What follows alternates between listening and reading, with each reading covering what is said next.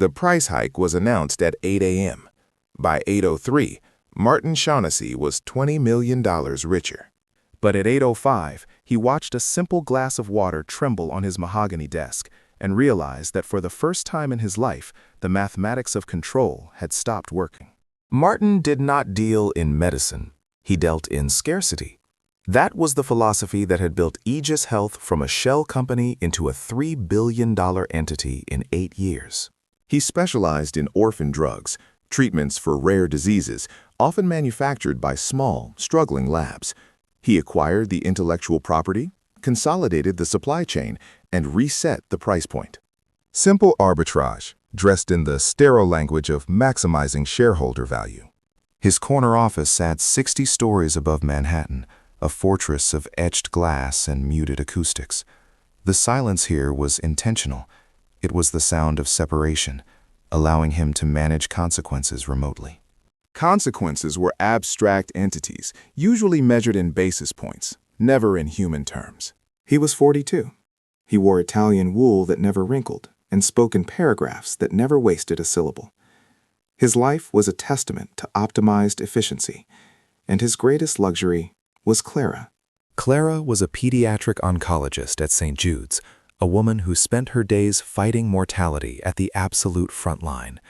Their apartment, a minimalist sanctuary overlooking Central Park, was the only place where Martin allowed the armor to soften.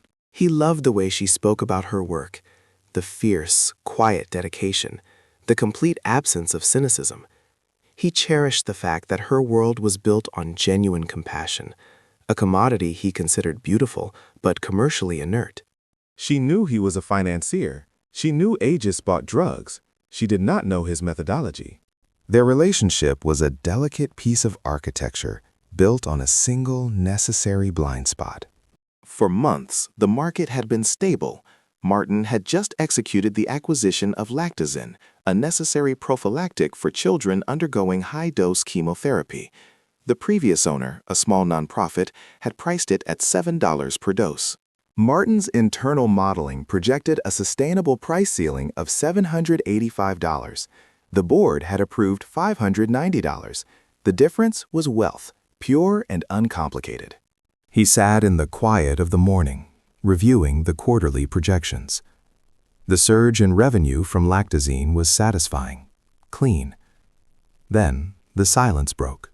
It was Clara, entering the office at home, still wearing her scrubs, the faint smell of hospital disinfectant trailing behind her. "Rough morning," she said, leaning against the door frame. "Market turbulence," Martin replied, closing the screen without looking up. She didn't move. No, not the market. Billy was a patient Clara had been monitoring for months, a 6-year-old with acute lymphoblastic leukemia. Martin remembered the name only because Clara occasionally mentioned him with a rare, deep frustration. "Billy's parents are liquidating their retirement account," Clara stated, her voice flat, not accusatory, just informative. "They stopped the Lactazine 3 days ago. They can't afford." Martin felt the familiar, cold pressure behind his sternum. It was the internal system reminding him to compartmentalize. "That is a systemic problem, Clara. Insurance—" "No, Martin, that is a predatory pricing." She paused. "It's a 700% increase this quarter, Martin. It's—" He looked at her then. Her eyes were exhausted but sharp.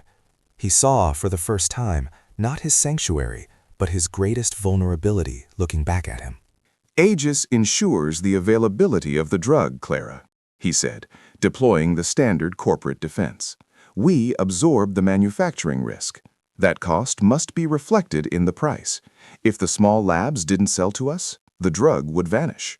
It was a half-truth, but it worked on paper. It was designed to sound responsible, not ethical. Clara pushed off the doorframe. "You are not ensuring availability, Martin. You are ensuring—" She walked away without waiting for a rebuttal. That was the subtle crack. Martin had always managed to keep the abstract nature of his work separate from the clinical reality of hers. Now the two realities had collided on his expensive carpet. He found himself looking at the projected revenue spike from Lactazan and seeing the hollowed-out face of a 6-year-old boy. The sensation was profoundly irritating, an inefficiency he could not eliminate. Over the next few weeks, the disturbance grew. Clara became meticulous about her privacy. Her phone calls were always in the hospital library. Her sleep was restless. The quiet ease that defined their relationship was replaced by a precise, careful distance. It felt like living on a perfectly constructed bridge that was slowly, silently vibrating apart. Martin began to see the Lactazine situation not as a successful transaction, but as a liability. The public outcry had begun, localized initially in medical forums, then spilling into financial blogs. Aegis was called a predator. Martin's name was whispered in certain circles as the new face of pharmaceutical greed. One Thursday, the pressure escalated. Warren Hayes, Martin's CFO and chief operator, called an emergency evening meeting. Warren represented the shareholders, a brutal efficiency expert with no patience for public relations sentimentality. "The stock is down 5 points pre-market," Warren stated, leaning across the massive conference table. The room was dark, save for the light of the presentation screen, showing a rapidly declining red line. "We absorb the bad press, Martin. It's priced in, but we cannot yield. If we drop the price of Lactazine, we set a dangerous precedent. Every specialty drug we own becomes—" "The optics are toxic," Martin countered, calmer than Warren. "Pediatric medicine is sacred ground, Warren. We should have focused on—" "Optics are for marketing departments," Warren snapped. "Control the narrative, don't change the formula. We leak a story about our R&D commitment, and the market buys back in. End of." The conversation felt rote, predictable. But as Martin walked home that night, he felt a strange sense of unease that went beyond market turbulence. The irreversible event occurred 4 days later. Clara had been scheduled to fly to an oncology summit in Boston. She said goodbye early, kissed him on the cheek, a cool, formal contact. Martin worked late, dealing with a minor internal audit Warren had insisted on. Around 11 p.m., needing a specific contract detail for a previous acquisition, he logged into their shared home cloud storage. He wasn't searching for secrets. He was searching for data on the previous acquisition of the company that held the patent for Lactazine. Instead, he found a hidden folder labeled Boston. Inside were Clara's meticulous, analytical notes from the summit. Not clinical research, not patient data, but a detailed, cross-referenced analysis of the supply chain history of Lactazine, documented pricing changes, the exact date of Aegis's acquisition, and, most devastatingly, a series of anonymized testimonies from parents describing the forced choice between rent and medicine. The final document was a PDF attachment. It was an email draft addressed to the SEC's Office of Market Integrity. It outlined a whistleblower complaint detailing market manipulation designed to exploit a medically essential monopoly. Clara hadn't gone to Boston just to attend a conference. She had gone to gather evidence. Martin did not react immediately. He sat down in the dark. The betrayal was absolute, cold. Yet the shock was quickly overtaken by a horrifying clarity. She hadn't just discovered his methods. She had analyzed them, categorized them, and prepared to dismantle them. She saw his control, and she was preparing to use her ethics as a weapon against his empire. He deleted the draft email. He closed the folder. He logged off. The silence in the apartment now was not the sound of separation. It was the sound of a countdown clock. When Clara returned 24 hours later, the air in the apartment was thick with unspoken gravity. She entered the kitchen. Martin was making coffee, a precise, unhurried ritual. "How was?" he asked, not turning around. His voice was level. "Informative," she replied. She placed her keys softly on the marble counter. The small sound felt like a gunshot. "Did you meet anyone?" She hesitated. "I met the consequences of market." He turned, holding the warm mug. "I know about the draft." Her composure did not break. There were no tears, no defensive posture. She simply met his gaze, radiating a profound, exhausted disappointment. "I wasn't going to send it from here," she stated. I knew you were smart enough to find it. I needed to know if you were human enough to—" "It's corporate espionage," Martin stated. "You are accusing me of—" "I am accusing you of prioritizing quarterly earnings over human life," she countered. "I'm a doctor, Martin. I swore an oath to do no harm, and I was sleeping next to the man who was actively making my oath impossible to—" He moved closer. He felt the need to deploy his ultimate power, the power of justification. "I provide structure, Clara. I provide the capital that prevents drugs from disappearing entirely. If there is no profit, there is no production. That is the cost of existence. You are idealistic. I am—" "No, you are just expensive," she whispered, "and I cannot be." The confrontation ended, not with shouting, but with an irreversible decision hanging in the air. Clara moved to the guest room that night. The bed remained untouched. The crisis exploded publicly the next morning. An investigative journalist, likely tipped off by sources Clara had met in Boston, ran a front-page expose on Aegis's pricing strategy regarding lactazine. The article didn't name Martin as the manipulator, but it named Aegis as the villain. The SEC probe, until then a sleepy internal investigation, became formal. Warren was apoplectic. "The board is demanding a public," Warren hissed over the secure line. "They want a scapegoat. The focus has to be on the former owners, the mismanagement. We need to cut the price marginally, spin it as a philanthropic effort, and move." "That won't work," Martin said, staring out at the city that now felt like a prison yard. "The problem is not the price of lactazine. The problem is the ethical position of—" Warren missed the depth of Martin's realization. "The ethical position is irrelevant. The valuation is everything. If the SEC finds even a sliver of evidence that you manipulated the acquisition terms to deliberately create a scarcity monopoly, we are finished. You must shield the company." Martin understood the subtext. To shield the company, he needed to discredit the source of the ethical scrutiny. If Clara went to the SEC, her testimony would dismantle him. The board needed him to control her. He had two paths. Protect Aegis. Use his influence, contacts, and legal team to legally silence Clara, perhaps smear her reputation as a disgruntled partner, thereby protecting the stock value and his position.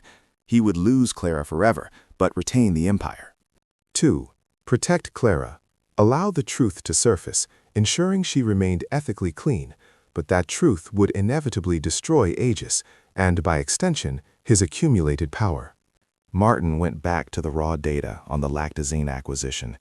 He spent 72 hours locked in his office, drinking cold coffee, tracing every dollar, every legal loophole, every silent agreement. He wasn't looking for a defense. He was looking for vulnerability only he knew. A lever. He found it in the fine print of the original acquisition agreement. The nonprofit had transferred the patent, but Aegis had silently assumed a massive unfunded liability related to residual patent litigation from 2 decades prior. It was a ticking time bomb, a debt that could be triggered by any major ethical breach, designed by the original owners as a poison pill against corporate takeover. Martin had dismissed it as a minor risk, priced in at 0 probability. Now he saw its value. He called an emergency meeting with the entire board and Warren Hayes. The room was tense, smelling of anxiety and high-end cologne. Martin stood at the head of the table. He did not raise his voice. He spoke with the measured calm of a man performing necessary surgery. "Gentlemen, the lactazine situation is not a PR crisis. It is a material risk. We have 2 options. Endure a protracted, ugly fight with regulators that will bleed the stock dry, or take decisive action that stabilizes our long term." He dismissed Warren's objections with a precise wave of his hand. Warren looked like a man watching his life savings burn. Martin then presented his strategy. It was a corporate maneuver so audacious and complex that the room fell into complete silence, the expensive silence he usually controlled.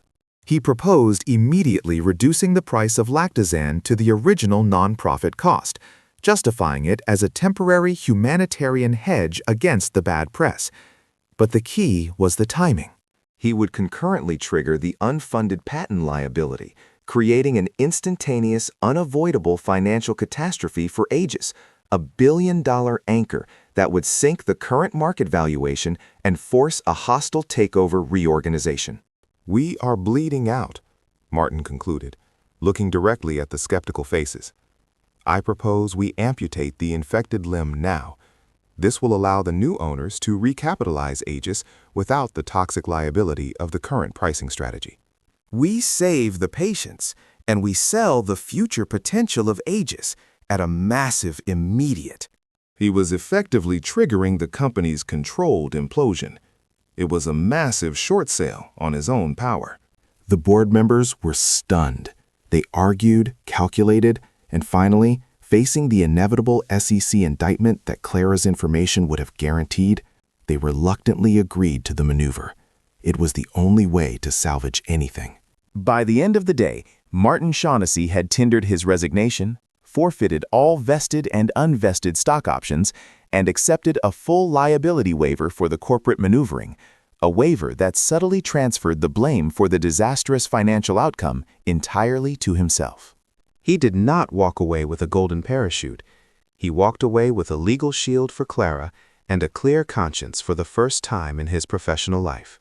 When he arrived back at the apartment, the keys felt lighter in his hand. He found Clara in the living room, sitting on the sofa, reading a medical journal. She looked up. She hadn't left. "It's done," Martin said simply. "The price?" she asked. "The price reduction, the liability trigger, the resignation," he clarified. "Aegis will be reorganized. The lactazine patients are protected. I lost the—" Clara closed the journal, placing it silently on the coffee table. She analyzed him, the exhaustion etched around his eyes, the slight tremor in his hands. She finally asked, not "How did you do?" or "Are you?" just, "Because I realized the mathematics were wrong," Martin said, sitting in the armchair opposite her. "I optimized for scarcity. You showed me the cost of that scarcity was irreversible. I optimized everything, Clara, except the one thing that—" He paused, letting the truth settle. "If you had gone to the SEC, you would have destroyed yourself along with me.